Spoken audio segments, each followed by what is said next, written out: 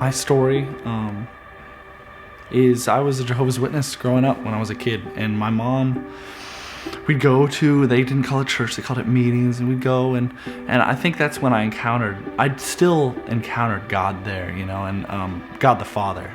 But Jehovah's Witnesses don't believe in the Holy Spirit, and baptism isn't even something you can do until you're outside of college and you're a full adult and you make your decision. When I got into high school, it was my sophomore year of high school, I was sitting at lunch, and there was a girl who was there that I went to school with, and she invited me to church. And when I got there, I was shocked to see how many people I got along with there. Some people I knew from school, some people I didn't. And they had and I loved the music and the atmosphere, and I really fell in love. And I really think that's the point where I started to meet God, the Holy Spirit. I gave my life to Christ when I was a junior, and in Indianapolis at a fine arts festival.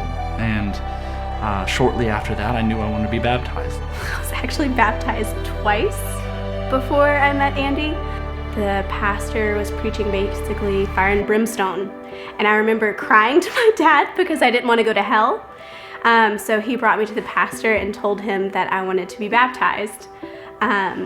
After that, at a very young age, I started getting involved in things that I shouldn't have. So actually in 8th grade is actually when I lost my virginity and was starting down a path that I shouldn't. So my parents, not long after that, we transitioned into a non-denominational church. And I think that is when I really began to experience Jesus for the first time, not just religion. In their youth group, they were just talking, about accepting Jesus and really living a life that represented him, and I knew that that was something I wanted because I knew the things that I was already doing with my life were trying to fill something that wasn't ever going to work. So I'm thankful for that opportunity. So at 13, I went to the pastor and told him that I wanted to be baptized. And for that first year in college, I found a church. I did everything you were supposed to do on the list because I was dedicated, and that's what baptism means, is that you're dedicated to Christ.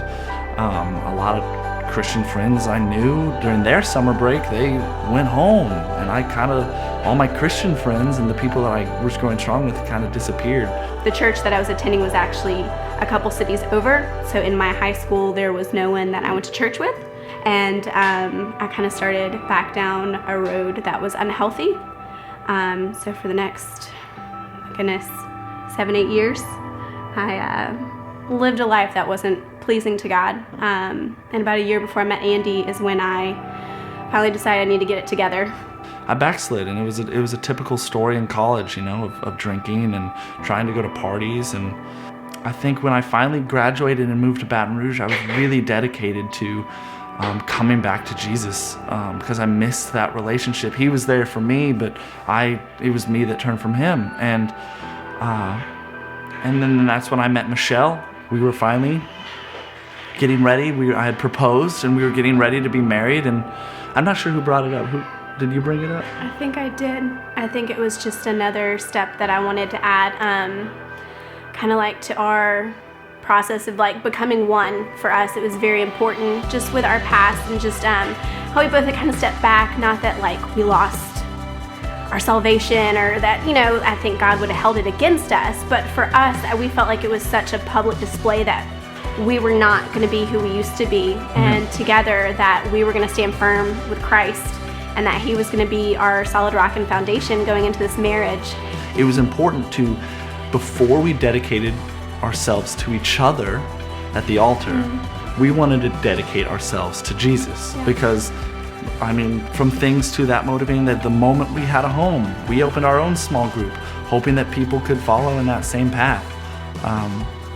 Our whole marriage has been based on leading others to Jesus and to building a relationship with him together.